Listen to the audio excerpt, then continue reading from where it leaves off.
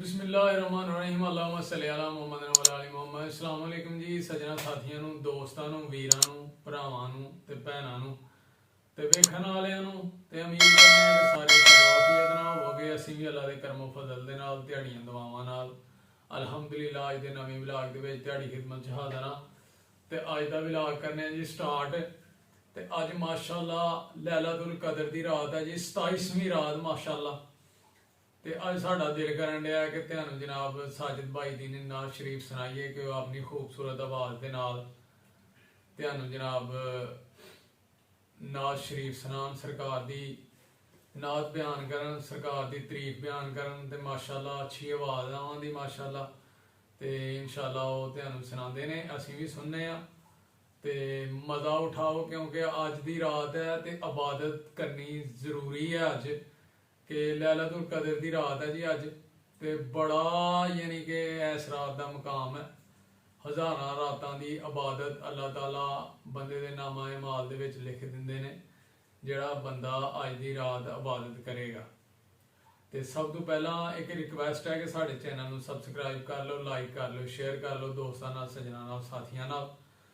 ते साजिद भाई दी अज नात तुहानूं माशाअल्लाह सुनाने आ जी, ठीक है दोस्तों।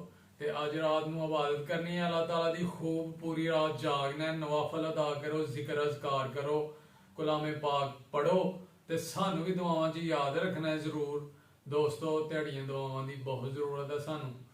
ते हुण साजिद भाई दी नात समात फरमाओ ते मज़ा उठाओ ते कमेंट करके जरूर दसना है कि कैसी लगी आवां दी नात।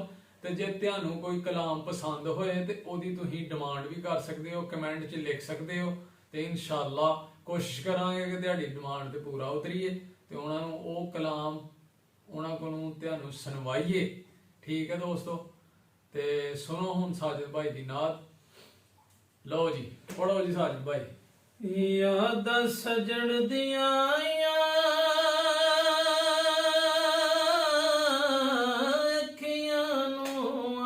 ਰੋਣ ਦਿਓ, ਯਾਦਾਂ ਸਜਣ ਦੀਆਂ ਆਈਆਂ ਅੱਖੀਆਂ ਨੂੰ ਅੱਜ ਰੋਣ ਦਿਓ। ਆਣਾ ਏ ਮਹਬੂਬ ਮੇਰੇ ਲੈ ਨਾਮ ਮਲ ਖਲੋਣ ਦਿਓ। ਸੁਭਾਨ ਅੱਲਾਹ। ਆਣਾ महबूब मेरे ले रावमल गलोण दियो। असी मलंग रसूल अल्लाह दे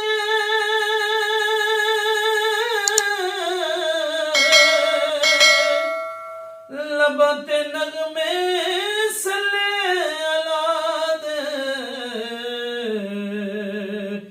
दसो ना यार वजीफे मैनू सोने दा विरद बगाउण दियो।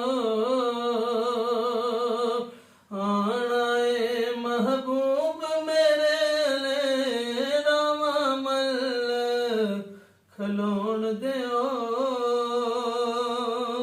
सुभान अल्लाह, माशाअल्लाह जी माशाअल्लाह। ते किसे वेले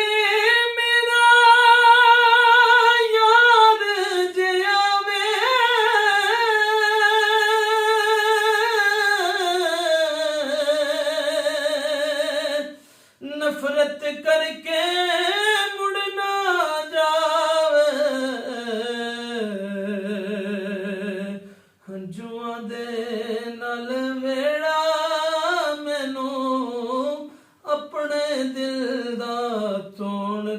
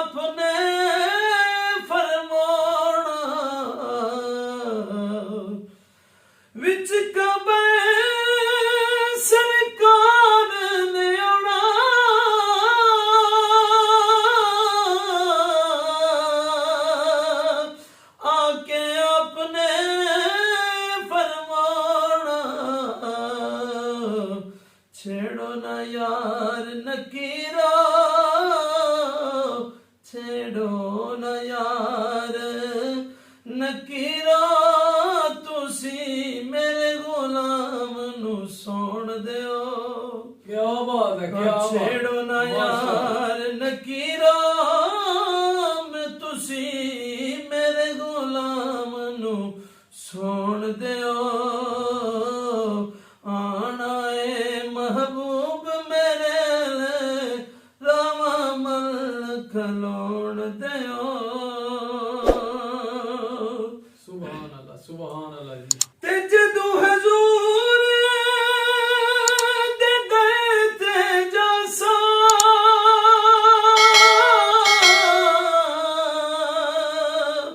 ਦਰਬਾਨਾਂ ਨੂੰ ਵਾਸਤੇ ਪਾਸਾਂ ਕਿਆ ਬਾਤ ਹੈ। ਜਦੋਂ ਹਜ਼ੂਰ ਦੇ ਦਰ ਤੇ ਜਾਸਾਂ